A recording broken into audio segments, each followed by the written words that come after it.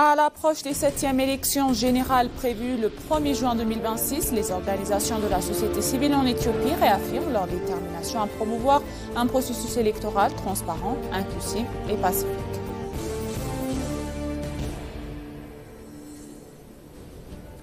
Le ministère du Tourisme a annoncé la mise en place prochaine d'un service de visa gratuit pour les passagers en transit pour une durée maximale de 7 jours afin de dynamiser le tourisme et d'accroître les recettes en devises étrangères.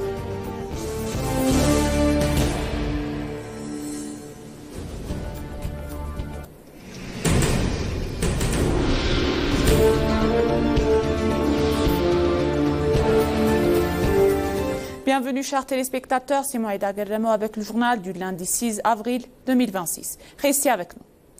À l'approche des 7e élections générales prévues le 1er juin 2026, les organisations de la société civile en Éthiopie réaffirment leur détermination à promouvoir un processus électoral transparent, inclusif et pacifique. Leurs dirigeants ont souligné leur volonté de soutenir activement les élections crédibles en renforçant leur action sur le terrain. Dans ce cadre, les OSC prévoient d'intensifier les campagnes d'éducation civique afin de mieux informer les citoyens sur leurs droits, leur procédure électorale et d'importance de leur participation. Elles ont également salué l'introduction de solutions numériques par la Commission électorale nationale d'Éthiopie, notamment l'application de Merjae qui vise à simplifier l'inspection des électeurs et à améliorer leur transparence du processus. Les responsables insistent aussi sur leur mission de mobilisation citoyenne. À travers diverses initiatives, dans des campagnes de sensibilisation sur les réseaux sociaux, ils encouragent une participation massive et responsable des électeurs. Ils ont en outre appelé les partis politiques à respecter les règles établies, en particulier le code de conduite et l'utilisation équitable des ressources publiques afin de garantir les élections qui sont justes.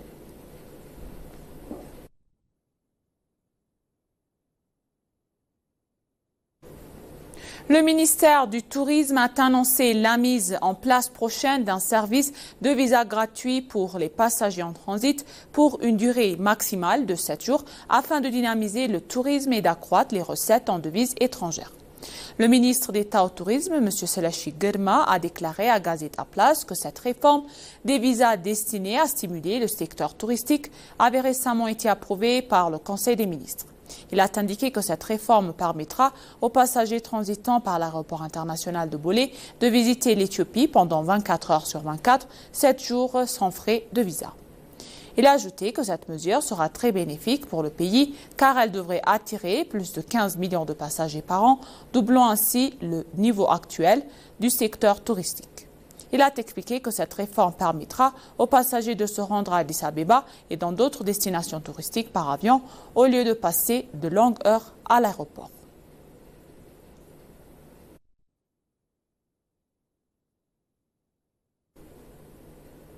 Des producteurs du secteur des fleurs, de légumes et fruits ont également indiqué à l'ENA que les mesures prises à l'accroître de la productivité du secteur suite à la réforme nationale renforcent sa compétitivité sur le marché national. Madame Mabé Tesfaye, directrice de Iti Highland Flower Producer and Exporter, a déclaré que l'accent mis sur l'horticulture leur a offert une opportunité significative d'apprivoisonner les marchés européens et américains. Elle a ajouté que la demande croissante du marché international pour les fleurs éthiopiennes génère également l'importante recette en devises étrangères et crée des emplois pour de nombreux citoyens. Mesfen Girma, le directeur du site de Flower in Ethiopie, a déclaré que la forte demande de fruits éthiopiens sur différents sous-continents a élargi les débouchés commerciaux et il a déclaré que l'accent mis en gouvernement sur l'attribution de terres et la construction d'infrastructures connexes contribue à accroître la productivité et le potentiel de revenus. Madame Rahel Kefle, la directrice des exportations de Red Fox Ethiopia de Dunmonwerg à Addis Abeba, a déclaré que les marchés européennes, américaines et asiatiques constituent des débouchés importants pour produits floraux éthiopiens. Le directeur général adjoint de l'autorité agricole éthiopienne, M. Wendala Abtamu, a déclaré qu'un environnement favorable a été mis en place pour stimuler l'investissement et la productivité dans le secteur horticole éthiopien. Il a expliqué que la demande de produits horticoles éthiopiens sur le marché mondial joue un rôle important dans l'activité économique en augmentant les recettes en devises.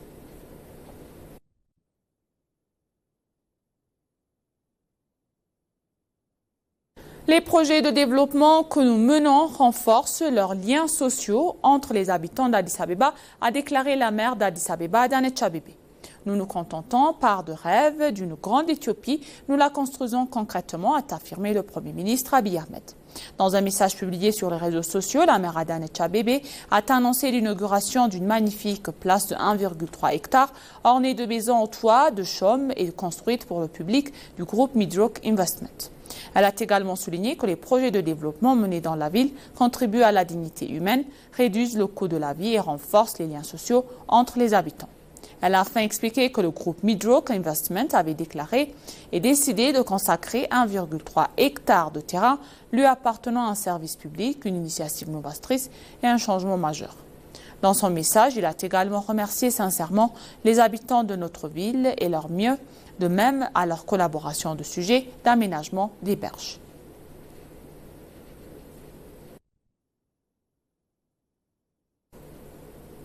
Le ministère des Transports et de la Logistique a déclaré que les modes de transport non motorisés sont compatibles avec le changement climatique et répondent à une forte demande. Le lancement du service de vélo en libre de service a eu lieu à Addis Abeba. Il a été précisé que ce service de vélo en libre renforcera la première fois sur la place de Meskel à Addis Abeba. Le ministre d'État au transport de la logistique, Bello Hassan, a déclaré que le mode de transport non motorisé sont une solution respectueuse de l'environnement. Il a ajouté que le service de vélo en libre service constitue une réponse opportune. Le directeur du bureau des transports d'Addis Abeba, Yabal Addis, a déclaré que l'administration municipale renforçait de développer les services de transport non motorisés. Il a souligné que plus de 240 km de pistes cyclables avaient été aménagées dans le cadre du développement du corridor et qu'un cadre juridique avait été approuvé pour une utilisation optimale de cette infrastructure. Il a également indiqué que le soutien nécessaire serait apporté aux personnes souhaitant s'engager dans ce secteur. Sentawara, le directeur d'Addis Technology Solutions Private Limited, a déclaré que la demande pour ce service de transport avait été très forte lors de la phase de test menée avant non-lancement. Il a également indiqué que l'application utilisée pour ce service avait été développée par des citoyens dominicains.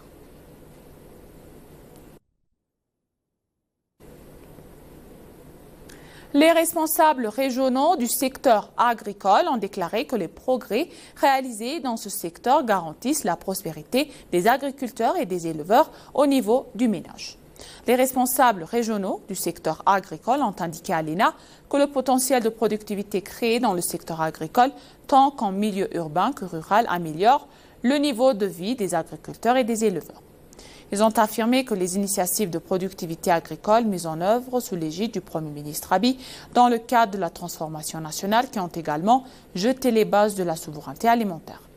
Ils ont ajouté que le système de productivité moderne des agriculteurs et des éleveurs accélère la transition agricole et garantit des retombées positives pour tous. Selon Ahmed Habib, chef du secrétariat du Bureau régional de l'agriculture de l'Éthiopie centrale, la transformation nationale accélère le processus visant à garantir la souveraineté alimentaire de l'Éthiopie grâce à la modernisation du secteur agricole. Il a déclaré que les orientations du développement économique multisectoriel contribuent également à la prospérité des ménages en facilitant la transition agricole. Ahmed Amin, le chef du secteur agricole du Bureau régional de l'agriculture, a déclaré en disant le développement de la transformation nationale a permis et réduit à la dépendance de l'agriculture éthiopienne aux participants. Il a indiqué que les programmes Héritage vert, Patrimoine de maths et les développements du blé augmentent la productivité en assurant les bénéfices des communautés semi-agricoles et pastorales de la région.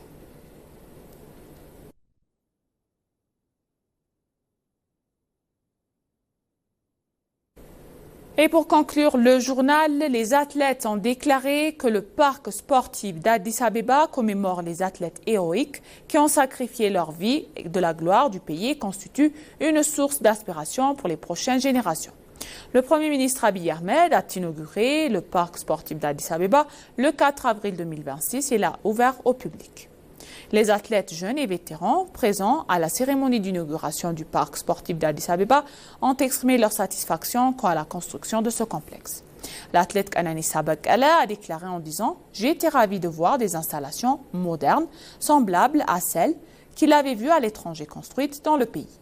Il a affirmé que la construction d'infrastructures permettant des services même la nuit et contribuant ainsi à l'attractivité de l'Addis Abeba revêt une importance capitale pour la formation des athlètes de demain. En outre, l'athlète Gazania Berra a déclaré en disant que la construction généralisée de la piste d'athlétisme moderne en extérieur à l'époque facilite grandement la tâche des athlètes futurs. Il a remercié que le gouvernement pour l'honneur rendu aux athlètes et a salué les travaux d'infrastructure réalisés pour permettre à l'Éthiopie d'accueillir des compétitions continentales et internationales. L'athlète Salamon Baraga a souligné en disant et a exprimé sa fierté face à sa qualité des installations dignes des symboles des sites olympiques. Les athlètes ont souligné que les efforts du gouvernement pour exploiter les ressources naturelles de l'Éthiopie constituent un excellent exemple.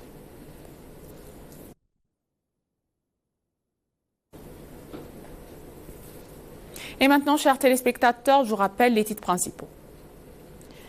À l'approche des 7e élections générales prévues le 1er juin 2026, les organisations de la société civile en Éthiopie réaffirment leur détermination à promouvoir un processus électoral transparent, inclusif et pacifique.